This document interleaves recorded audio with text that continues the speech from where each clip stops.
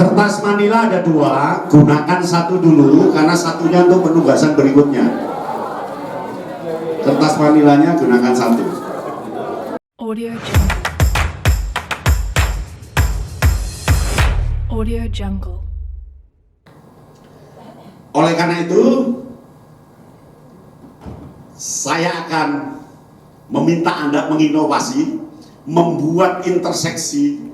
Interseksi itu kan satu lambang negara, interseksi. Tahu interseksi ya? Pertemuan dari berbagai komponen membentuk satu interseksi, dan satu interseksi ini akan mengibarkan nama Indonesia. Apa saja yang bisa diinterseksi? Mana ininya? Nah, saya minta kelompok Anda menginterseksi minuman Indonesia. Nah, bisa nggak diinterseksi ya? Kan minuman itu masih tercerai-berai. Ada yang namanya jamu, ada yang namanya tua, ada kalau di arak, ciu, ya.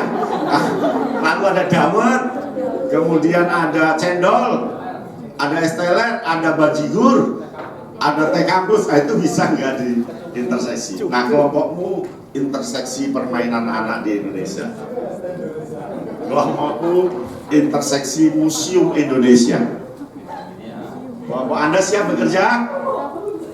Sepak bola di Indonesia. Oh, ini paling gampang ini. Wah, itu sulit itu sepak bola itu. Ini kelompokmu kampus Indonesia, bisa nggak diinterseksi?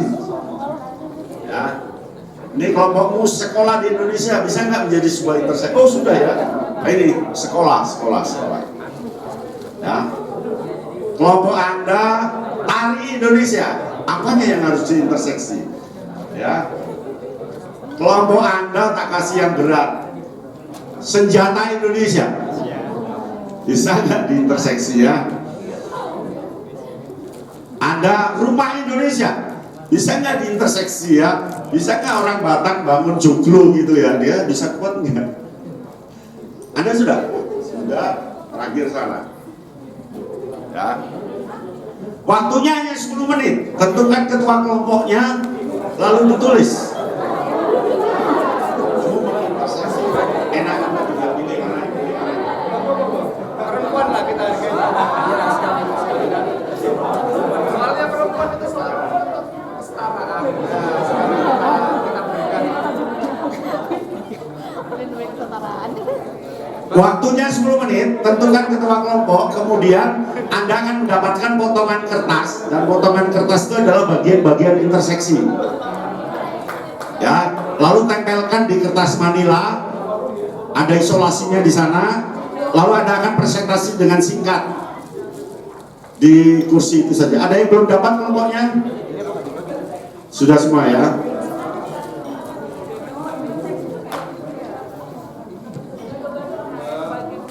Sudah dapat media semua ya? Ayo coba, kertasnya udah dapat kan? Ini tulis aja di spidol, ditempelkan di situ. Semacam peta pikiran yang saya berikan tadi, letakkan di tengah, kemudian yang memutari adalah kertas yang dibagi tadi, sudah ditulis di spidol. Ya.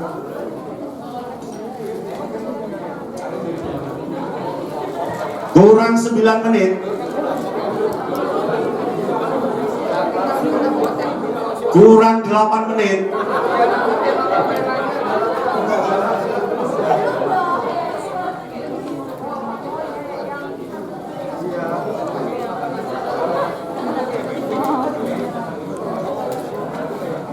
Kertas manila ada dua, gunakan satu dulu karena satunya untuk penugasan berikutnya. Kertas manilanya gunakan satu.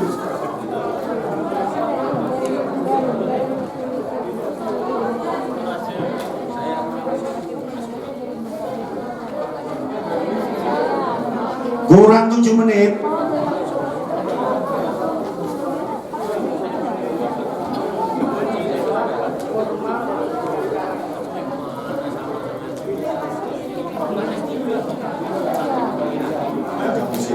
Tapi salaman dulu semua.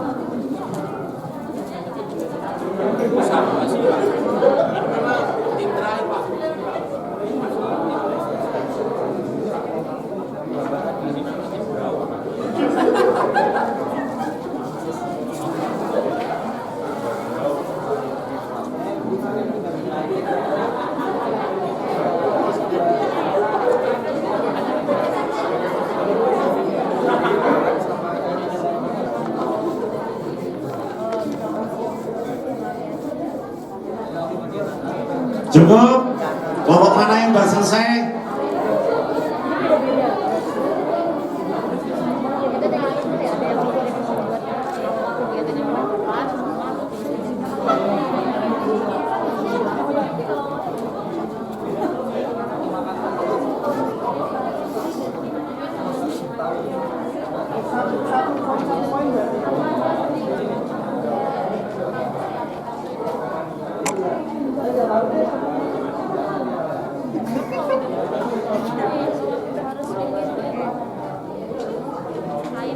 Cukup? Kelompok mana yang presentasi?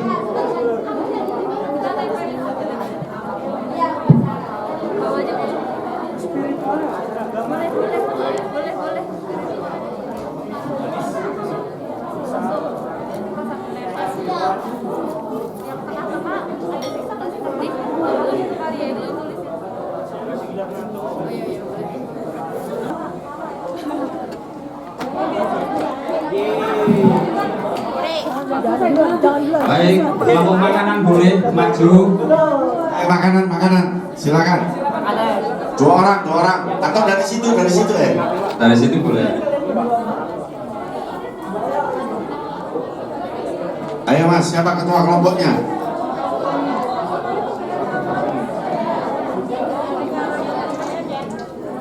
Dari sini boleh, dari tempat masing-masing boleh ya.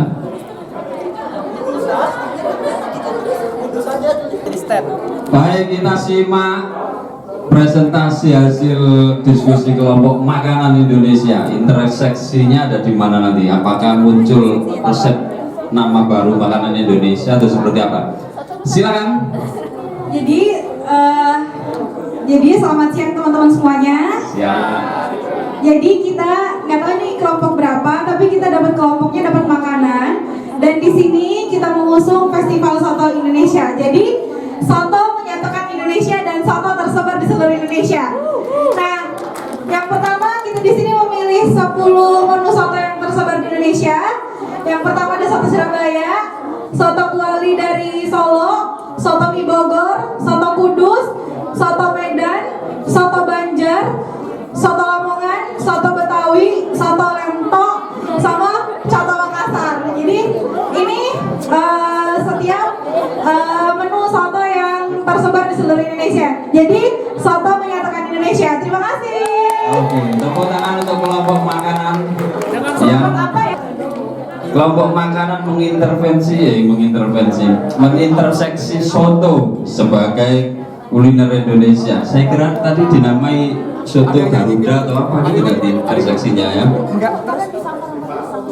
Festival Soto Indonesia. Sepertinya sini sudah digulung, berarti sudah selesai ini ya. Baik, kita ke kelompok senjata Indonesia. Nah, kelompok senjata Indonesia ini mikrofonnya boleh dipresentasikan di sini ya. Interseksi senjata Indonesia lewat apa ini ya? Silakan. Kita simak bersama sambil yang lain bergiliran setelah ini ya.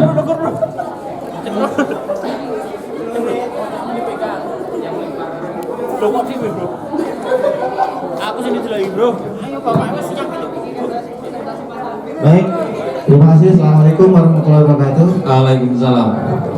Kami dari kelompok senjata Indonesia, beberapa kami ingin memperkenalkan dan menjelaskan tentang macam-macam senjata Indonesia. Kurang lebihnya bangsa kita, bangsa Indonesia memiliki keanekaragaman senjata. Dan tercatat di dalam sejarah kurang lebih ada 22 senjata yang dikenal khasnya. Salah satunya adalah keris. Keris adalah salah satu senjata dari budaya Jawa. Mulai muncul sejak abad ke-6 dan abad ke-7 keris sudah diperkenalkan dan macam-macam jenis keris. Mungkin saya tidak bisa menyebut satu persatu karena banyak sekali jenis-jenis keris di tanah Jawa. Kemudian rencong. Rencong adalah salah satu senjata khas dari Aceh. Rencong adalah senjata khas Aceh di mana saat penjajahan Belanda juga rencong menjadi salah satu senjata yang dibawa oleh salah satu tokoh pahlawan nasional yaitu Cutnyadin. Kemudian kujang. Kujang adalah senjata khas Jawa Barat. Kujang ini jenisnya unik, tidak lurus tapi ada lengkokan, memiliki filosofi sendiri kalau di dalam sejarah Jawa Barat. Keris pun sama, rencong juga sama. Dan ada juga golok. Golok lebih dikenal oleh tokoh-tokoh Betawi. Nah, pendekar-pendekar Betawi tidak lepas dari senjata yang dikenal golok. Mulai dari zaman Si Pitung sampai sekarang, para Betawi, orang-orang Betawi masih menggunakan golok. Kemudian parang atau mandau. Parang itu adalah salah satu senjata yang dikenal oleh ciri khas senjata dari Kalimantan. Nah, parang ini, sejarah parang juga di Kalimantan memiliki ciri khas dan kesaktian kemampuan masing-masing. Ada juga tombak. Tombak juga ada beberapa daerah termasuk Jawa, Jawa Barat, Jawa Timur, Jawa Tengah. Tombak dikenal salah satu beberapa di kerajaan-kerajaan sampai sekarang masih menggunakan tradisi tombak, yaitu senjata khas Jawa juga. Celurit. Celurit salah satu senjata yang lebih dikenal oleh suku Madura, dari Madura, celurit. Nah, celurit ini yang bentuknya lekung juga memiliki filosofi sendiri oleh pembuat sampai sekarang. Celurit masih dikenal sebagai senjata dari Madura. Kemudian trisula. Trisula itu senjata yang memiliki tiga mata pisau. Ya, tiga mata pisau ini trisula itu sebagai senjata di abad ke-6 di zaman kerajaan sebelum Majapahit. Trisula sudah menjadi salah satu senjata di tanah Jawa juga, yang sampai sekarang juga masih ada beberapa. Namun di antara senjata-senjata ini yang paling kuat melawan penjajah kemerdekaan adalah salah satu senjata yang tidak ditulis, yaitu bambu runcing. Nah, itu salah satu senjata yang hari ini dikenal di dunia mampu mengalahkan penjajahan kurang lebih 350 tahun hanya dengan bambu runcing. Itu saja dari kelompok kami Senjata Indonesia memperkenalkan. Itu yang kami kenalkan. Jadi terima kasih. Assalamualaikum warahmatullahi wabarakatuh. Waalaikumsalam warahmatullahi wabarakatuh. Cukup ya? Halo. Nah, yang lainnya ditempel di tembok. Tempel pakai tempel, nanti kelompok lain akan bisa melihat. Silakan ditempel. Halo. Mau terima tantangan yang kedua untuk generasi Indonesia Maju? Siap? Halo. Boleh ditempel ya. Ya, Mas bagikan Mas untuk yang. Nah, halo. Tantangan berikutnya kelompok Anda akan memecahkan problematika. Memasuki negara maju, kita punya 21 problem non militer. Jadi problem kebangsaan itu ada dua, problem militer dan problem non militer. Nah, yang non militer inilah yang harus kita atasi. Ada problem Teddy Minahasa, ada problem Sambo, ada problem David, ada problem Mario, Agnes, pokoknya banyak problem. 21 problem. Nah, ini ada 15 amplop.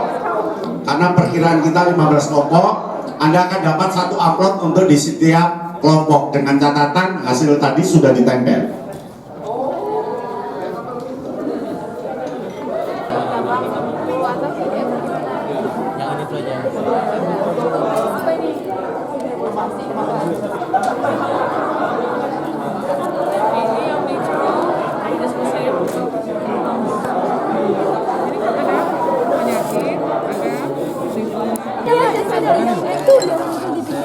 Cukup? 2 menit lagi.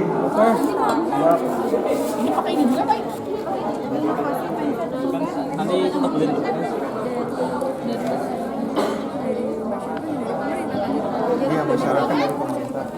Kalau masyarakat Dari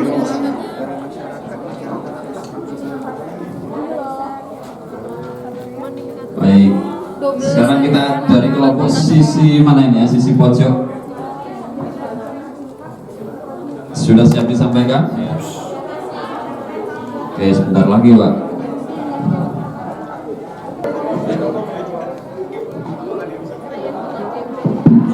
Ada problem komunikasi ya, cyber, Satu lagi apa? head speech, Baik, kita ambil dari sudut sini Pak Ya, Abno. kita beri tepuk tangan untuk teman kita ya. Silakan. Silakan Mas.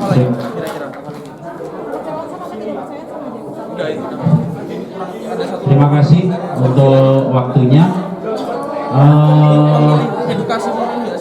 Kelompok kami pada kesempatan kali ini mendapatkan satu permasalahan bahwa menuju negara maju Indonesia dihadapkan pada permasalahan menurunnya kesadaran dan kewaspadaan bangsa terhadap posisi geostrategis Indonesia. Nah, salah satunya tentu hari ini kita perlu soroti bersama bahwa pemahaman anak-anak bahkan ataupun mulai umur usia anak-anak ya itu sudah mulai tidak mengenal lagi bentuk pulau-pulau yang dimiliki oleh negara Indonesia atau bahkan batas kemudian wilayah terluar ataupun wilayah paling terpinggir yang ada di Indonesia. Nah, ini yang kemudian menjadi satu kewaspadaan. Seringkali kita kecolongan dalam persoalan geostrategis yang ada di Indonesia. Nah, salah satu upaya yang kemudian bisa dilakukan, pertama tentu kita perlu memperkuat di wilayah pendidikan yang kaitannya dengan memberikan pemahaman bahwa mencintai Indonesia, salah satunya kita harus memahami bahwa wilayah Indonesia ini adalah wilayah yang kemudian menjadi satu kesatuan yang harus dijaga seperti itu. Nah, kemudian sehingga sejak dini anak-anak harus cukup dikenalkan kembali peta ataupun pulau-pulau yang ada di Indonesia. Nah, selanjutnya penguatan di wilayah aspek sosial budaya, karena negara Indonesia ini sangat kuat dalam aspek kultur dan budayanya. Penting kemudian ketika berbicara persoalan geostrategis ini kita memperhatikan aspek-aspek sosial budaya yang kemudian seringkali tidak tersentuh.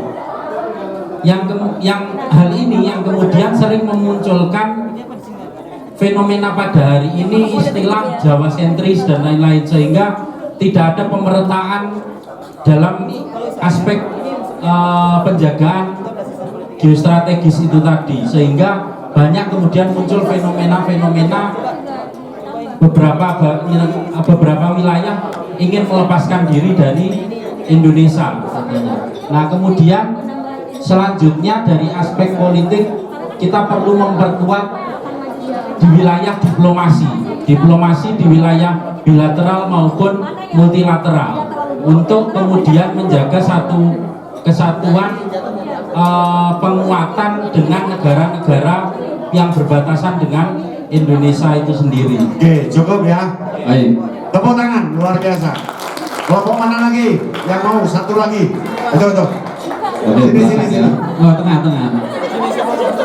Ya, silakan. Yang lainnya tempel di bawahnya tadi. Baik, kita membawakan permasalahan golput dengan 3 topik utama di dalamnya.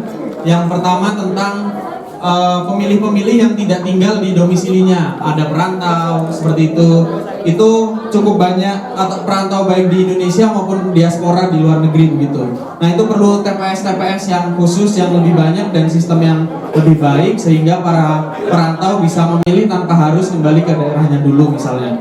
Kemudian ada juga yang pasti banyak orang golput juga karena kekecewaan, karena kinerja dari orang-orang yang dipilih tidak sesuai dengan yang diharapkan begitu, tidak sesuai dengan janji-janji kampanyenya. Nah, ini menurut kami ini ya kita harus membangun sistem dan aktor yang baik, termasuk tadi yang diskusi paling seru di poin itu Pak. Menurut kami juga teman-teman ini karena sebagai orang-orang baik juga perlu nyalon aja. Siap nyalon teman-teman kelompok sekalian? Siap tuh Pak. Gitu.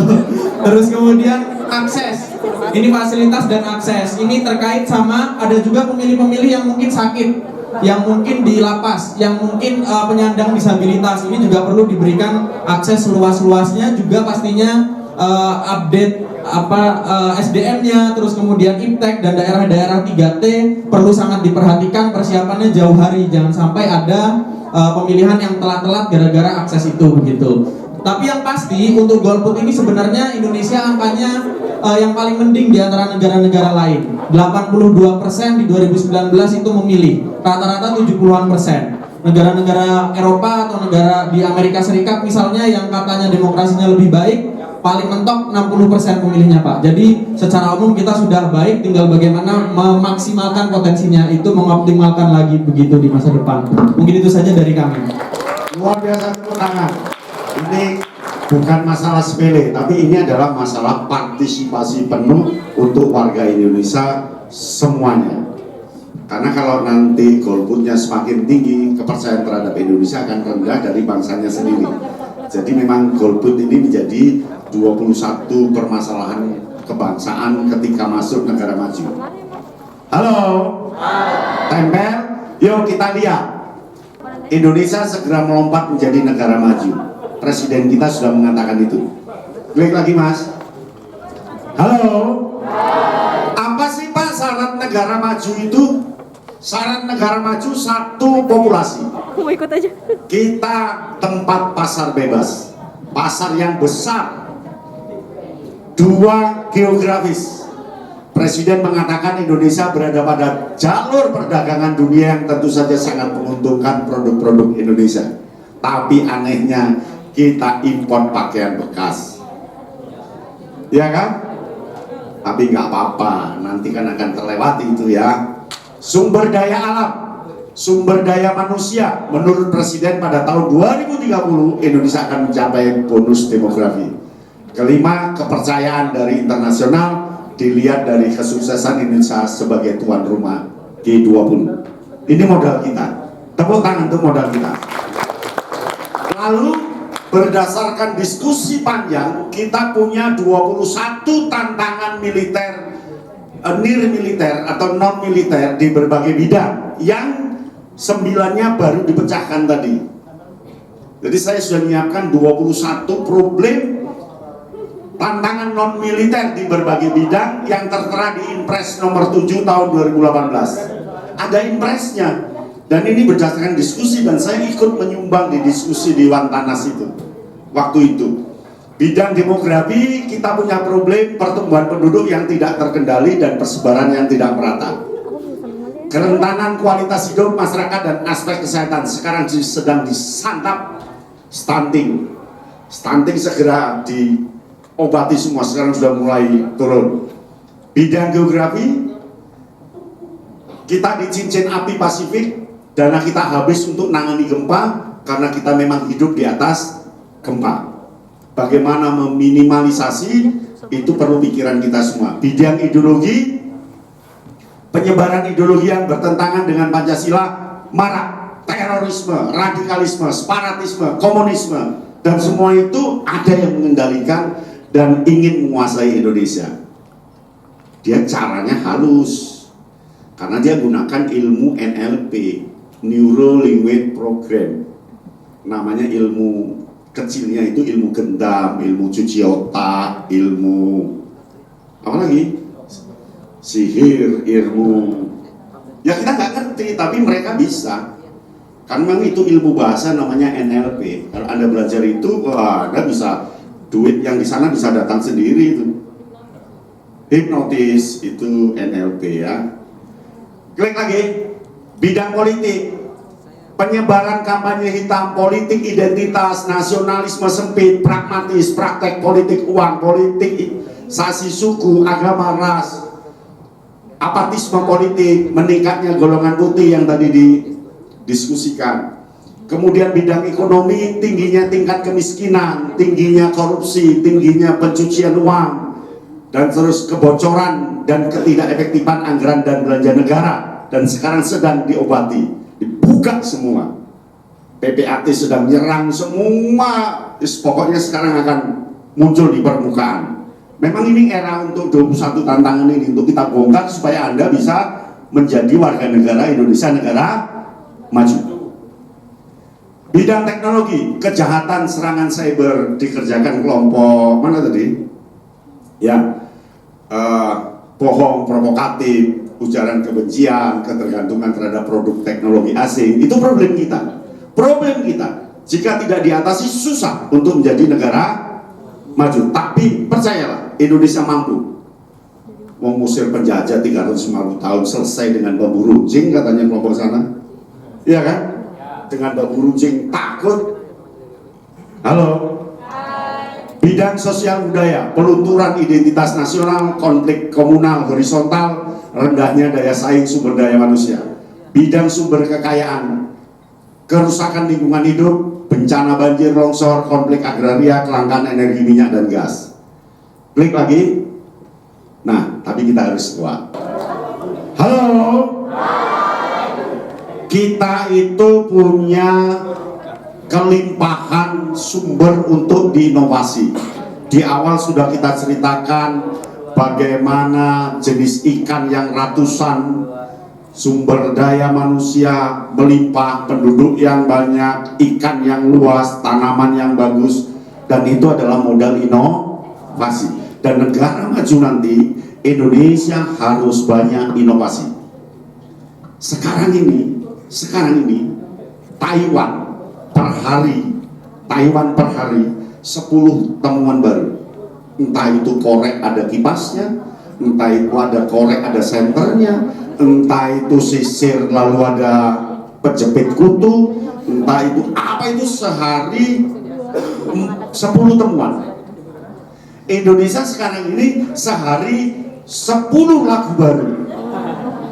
10 lagu baru Indonesia itu, entah lagu Padang, lagu Batak, lagu Jawa, lagu Papua, lagu itu di rata-rata kan 1 tahun 4.000. Itu satu hari 10 lagu.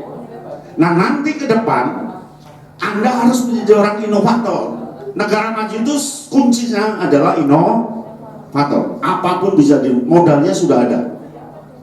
Saya itu ke Tankang University Taiwan di Fakultas Arsitektur, kaget halamannya penuh dengan inovasi mahasiswa-mahasiswa itu.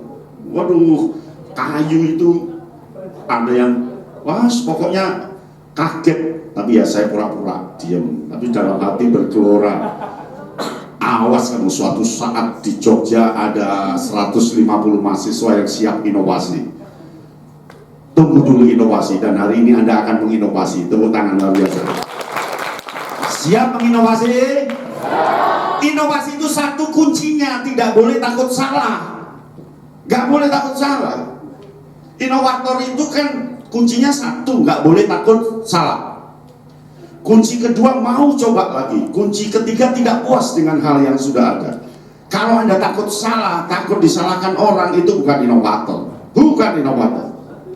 Inovator sejati itu ya seperti Thomas Alva Edison, 999 kali gagal masih terus. Nah kita gagal sekali aja sudah nangis, ya kan? Halo, siap jadi inovator? Sip.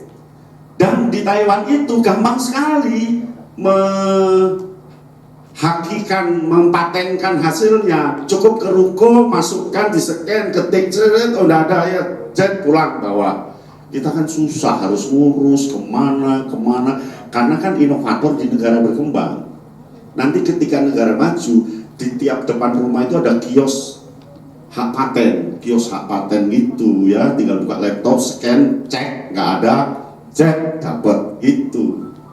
Halo.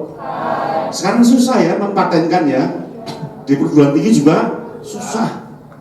Aduh, mimpi saya itu di Malioboro ini mungkin ada 10 counter hak paten, nanti di jalan mana ada. Pokok begitu ngentut dengan suara yang enak, cepet dipatenkan tuh.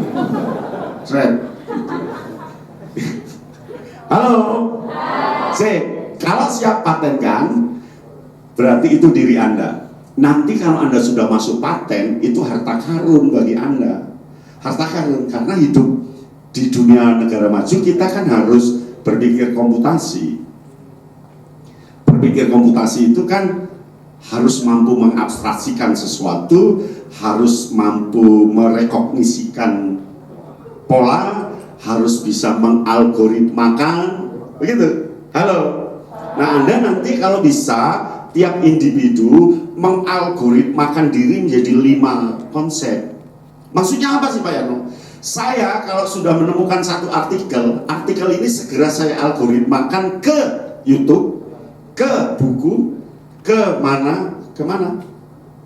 Jadi saya punya YouTube, namanya Kak Yatmo Bintang, 28.700 subscriber.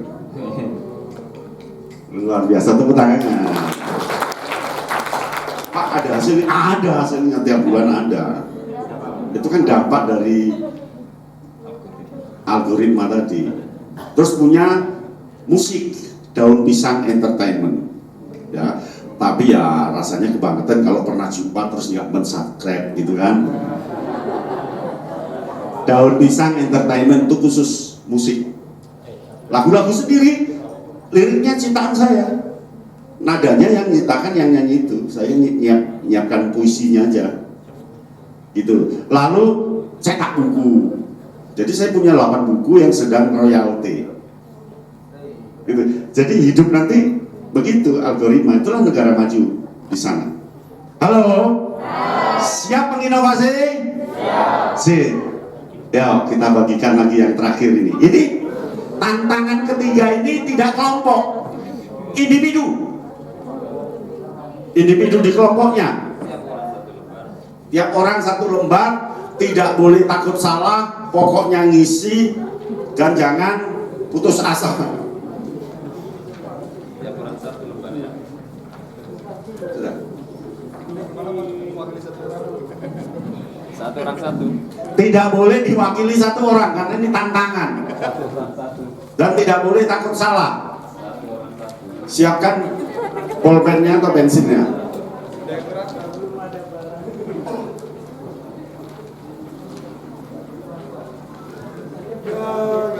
Waktunya 5 menit. Kok sejak tadi 5 menit sih Pak? Kurang 1 ini ada. Mau 1 ring juga ada Mas, tenang aja. Mau 1 ring ada. Tidak boleh takut salah. Ya. Jangan takut idemu tidak original. Boleh contohan tapi Jangan boleh takut sama. tidak novelty, ide baru. Yang penting tuangkan aja dulu. Yang paling penting tidak mengkloning gagasan orang. Inovasi itu kan mudah, tinggal nambah dikit aja sudah inovasi. Berani berapa jam? 10 jam? 5 jam? 2 jam? 30 menit? 5 menit, ya 5 menit, bagus. Ada yang nantang 5 menit ya?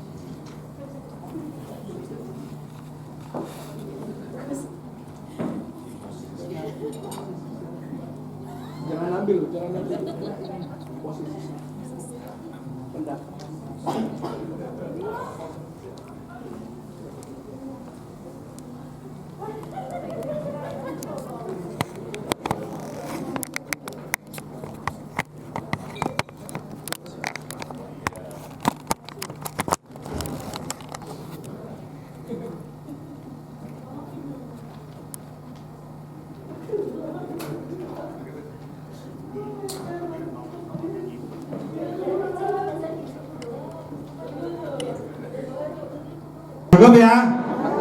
Halo. Nah, inovasi itu memang tidak bisa datang tiba-tiba. Gagasan itu bisa jadi hari ini, besok akan menjadi terngiang-ngiang dan seterusnya, tetapi tetap saja konsisten, disiplin di inovasi Anda. Halo. Dan jangan puas dengan satu inovasi. Satu orang bisa dapat 10 hak paten kan boleh nggak? Satu orang dapat 100 hak paten boleh nggak? Boleh. Saya jadi teringat orang Amerika yang hanya menciptakan bukaan kaleng Coca-Cola itu loh. Bukaannya, dia sekarang kaya raya. Setiap perusahaan minuman kaleng, dia akan beli hak paten itu ke Amerika itu. Dia hanya nemukan bukaan apa? Hanya nemukan bukaannya aja. Bukan kalengnya, bukan caranya. Dia hanya cara membuka saja itu yang gitu. Tahu ya? Itu aja harganya tinggi dan setiap akan memproduksi dia akan bayar ke orang itu. Sederhana kan? Jadi nggak usah hebat-hebat kalau memang berat. Yang tenang aja. Siapa tahu nyiptakan tenda pramuka, cus ada AC-nya, kemudian ada ininya. Mungkin ada yang inovasi rumah, ditinggal pergi, tekan tombol, turun ke tanah, jadi tanah lapang. Atau nemukan gempa, gedung bertingkat, ketika gempa, gedung itu ngangkat. Ya kan? Nanti kalau nggak gempa dia turun. Kan bisa pakai generator yang, jadi gedung ini ya kalau ada gempa surut dia ngangkat 5 meter. Begitu gempa selesai baru asik ya. Siapa tahu kan boleh kan, namanya ide gila ya. Halo. Lalu baju, nggak usah beli banyak baju, cukup satu, lalu tekan tombol, besok hijau, tekan tombol biru. Nggak usah dicuci, tapi kan bisa aja. Namanya inovasi, ya kan? Lalu kacamata kepercayaan, ditempel, ditekan tik, tahu suaminya dari mana. Tik, tahu. Kacamata kepercayaan. Halo. Sip. Salaman dengan sebelahnya. Kita sudah berinovasi. Salaman. Tepuk tangan luar biasa. Klik mas. Nah, halo. Inovasi itu bukan haknya orang Barat, bukan haknya orang Taiwan, tapi juga hak orang Indonesia. Siapa orang Indonesia? Anda sendiri. Berarti Anda punya hak untuk berinovasi. Klik lagi.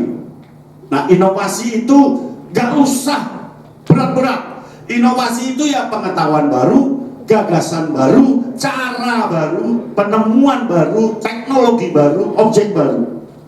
Jadi banyak. Kalau mau konsep inovasi ada di Kak Yatno Bintang YouTube.